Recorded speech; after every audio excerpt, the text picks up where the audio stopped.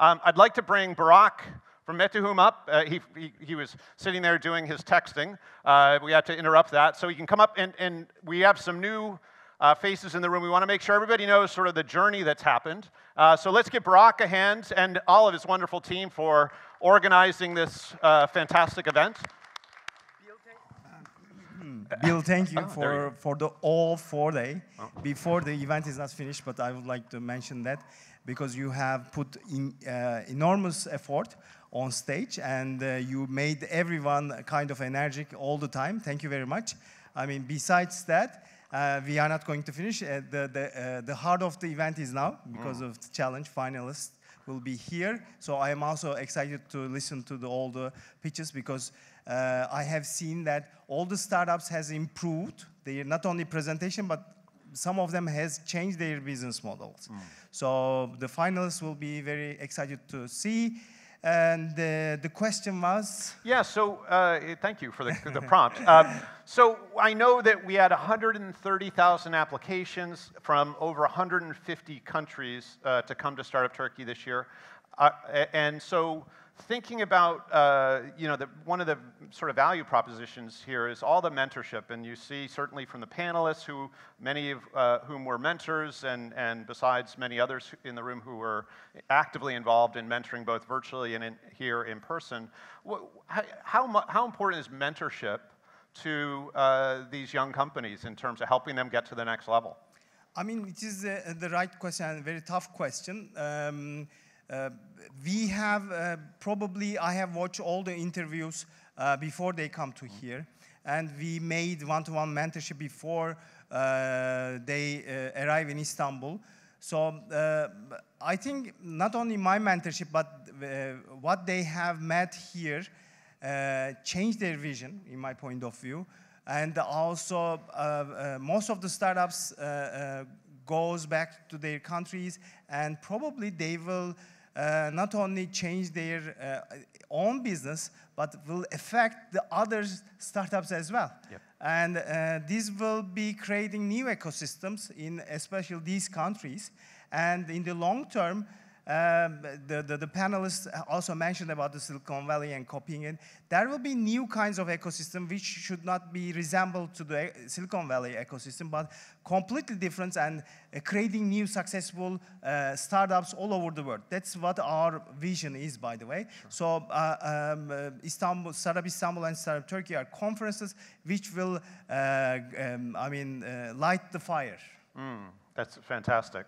So there have been, to lead into that, there have been people gathered from all over the world here and looking at kind of the success stories. I know we're going to hear from a couple of past honorees. We've got Friendbase and we have Hotel Forex who are going to talk in the intermission while the judges are out doing their deliberation. But you've seen now 11 years. You have 11 years of alumni.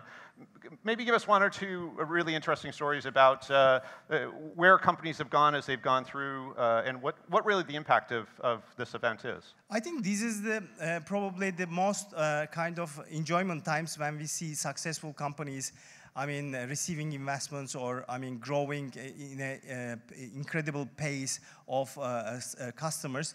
Of course, one of the examples is Ferruh. Ferruh was the winner of Startup Turkey, I think 4 years ago, and nobody invested in him. He was winner. But although he was winner, most of the investors were skeptical and didn't like the idea, some of them, or didn't want to invest the amount that he's looking for. But, Ferruh was a very positive entrepreneur, and he kept his passion and also focus on his business. And last year, on March, he received $40 million investment from a kind of private equity. And, we were in contact with him. He's very kind and also nice and giving us feedbacks. He learned, he gave this sincere feedback that he learned all the kind of jargons and also connection styles and methods to reach investors, talk with investors, because when he came to Startup Turkey, it was the first time he was on the stage. I mean, he was doing his presentation very well, but I mean, he was contacting probably the investors very first time, very kinds of early time. So this is a great example. I have many examples, but one of the examples is BookMe. Faizan was from Pakistan.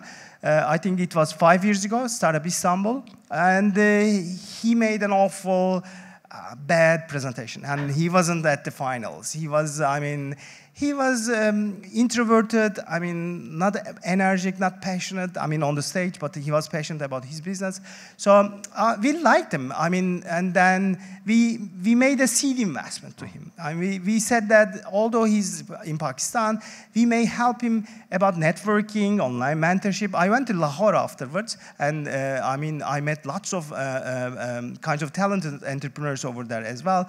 And now, BookMe in 5 years' time became the market leader in Pakistan, and they are the market leader in ticketing company, and they received a $1 million very recently, A round, and they are growing, they are profitable, and they have lots of kinds of team members, and I mean, seeing the company in a kind of seed stage from one people and coming to a market leader makes us enjoy them. Probably this is the reason why we keep going on doing these kinds of events. That's so cool. Anything else you want to add before we begin the finals demo day? I am also very excited to listen to the finalists, by the way, and also Startup Estonia will be on the stage while the jury decides the first three.